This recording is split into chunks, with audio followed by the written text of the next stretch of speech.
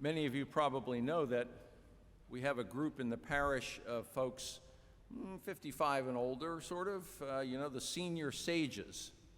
And one of the things that we senior sages do is every Thursday afternoon, we have a Zoom meeting, 15, 20 come, to talk about the scriptures for the coming Sunday. So last Thursday, we were talking about this Sunday's scriptures. And one of the sages told this story that she had heard about what happened when Jesus, after his resurrection, returns to his Father in heaven. And he ascends into heaven and he meets the archangel Michael. And Michael is overjoyed, of course, to see the Lord. And then he says, "Lord, now that you're back, how will your mission continue on earth?"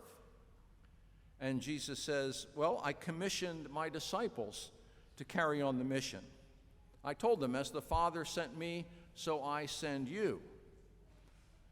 And Michael pauses and says, "So what's plan B?"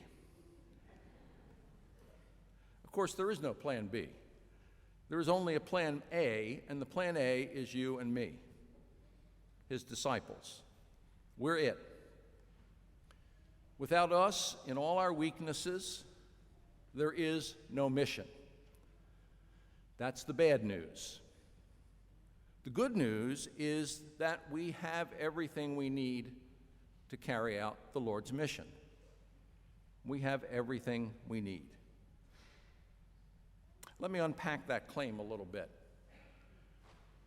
You've been hearing a lot over the last couple of months about the synod, the process that Pope Francis initiated to last about 2 years of listening to the church throughout the world, in each parish, in each diocese, again, all over the world.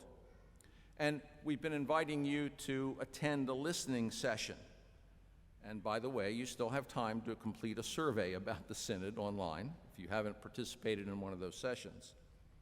And the synod basically is a process to recover and revitalize the church as we heard about it in today's scriptures.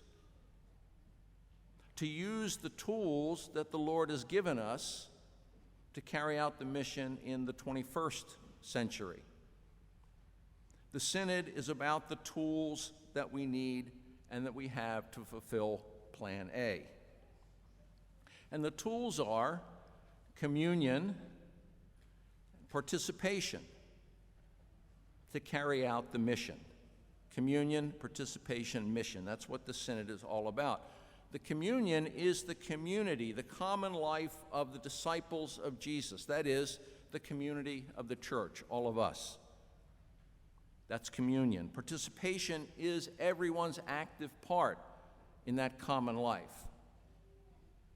If we have the community, and if we participate in the community, we have everything we need to carry out the mission, the words and deeds of Jesus in the world. Communion. The communion is formed by the words of the risen Christ. We heard Jesus say today 3 times, "Peace be with you. Peace be with you. Peace be with you." Peace is what happens when fear and doubt are replaced by faith and hope. When fear and doubt are replaced by hope and faith. When that happens, we can live in harmony with each other and with God, and we can bring harmony to the world, the mission of Jesus. We see peace happening in John's account of Jesus' appearance today. The disciples are in the upper room for fear. The doors are locked. They're in doubt, symbolized by Thomas. And when Jesus comes and says, "Peace be with you," he replaces the fear with hope. It's all okay. I'm with you. And you have each other. You have all you need. Because now You can have faith that I am risen and I live and I am with you to the end of time. Because we have faith, because we have hope, we can have peace, we have community. But too often, we spend our time in rooms locked from fear. Sometimes the rooms are literal. Our homes with multiple locks on the doors and our loaded guns in the bedside table. Sometimes the fear is figurative. Fear of failure, test anxiety for those in school, imposter syndrome, many, many kinds of fears. And we too doubt that Jesus really is who he says it is, who he says he is. We doubt that his grace is given to us freely. We don't have to earn it. It's not a reward for our good behavior. It's freely given. And if we really believe that, we have the freedom to live in community and carry out the mission. If we really believe that the peace that Jesus promised is ours. And if we believe that, we'll participate in the life of the church. Our example is Thomas. Thomas doubted, but he continued to meet with the community. That's the key. He continued to participate with the apostles, with his fellow disciples in the life of the community. And therefore, he was present. If he had simply doubted and kind of just wandered off, he would have never had the experience of the risen Jesus. And his doubt then becomes transformed into our greatest expression of faith, my Lord and my God.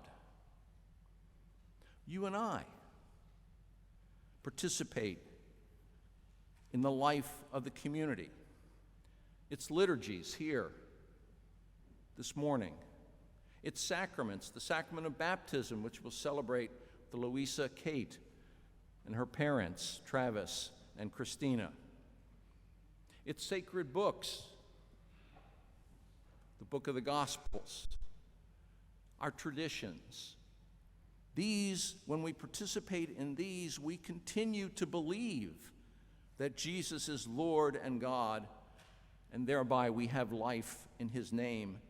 And empowered by that life, we live the mission. As the Father sent me, so I send you. Jesus is calling us this morning to the mission of carrying on his gift of mercy, his outpouring of mercy. This second Sunday of Easter has another title. It's the Sunday of Divine Mercy. And that's our mission, is the mercy of Jesus, to heal. The people of Jerusalem brought the sick and those disturbed by unclean spirits to the disciples, and they were all healed, the Acts of the Apostles tells us. The disciples' healing mission is ours too. Where are people hurting? Where are people sick? Where are people broken? We're called to heal. To forgive. Jesus says, whose sins you forgive are forgiven them. Ours is a time where forgiveness seems to have disappeared. We live in a time of resentment and anger and violence.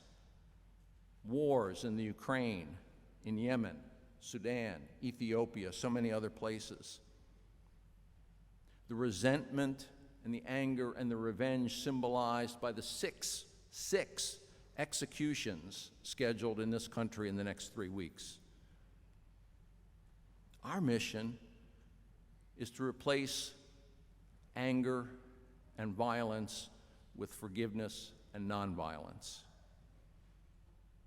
And we're called, like Thomas, not to look away from the wounds of Christ, but to reach out in mercy to all the wounded, the victims of war, the refugees from all conflicts, not just Afghanistan and Ukraine, families of those slain by gun violence, women and men carrying the guilt of abortion, persons scarred by racial violence, all these wounds, and we're called to see them, not to look away, and to bring healing.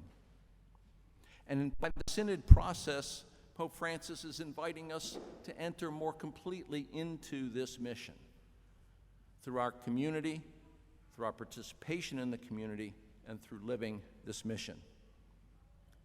And the reason is simple, that we may continue to believe that Jesus is the Christ, the Son of God, and through this belief we may have life in his name.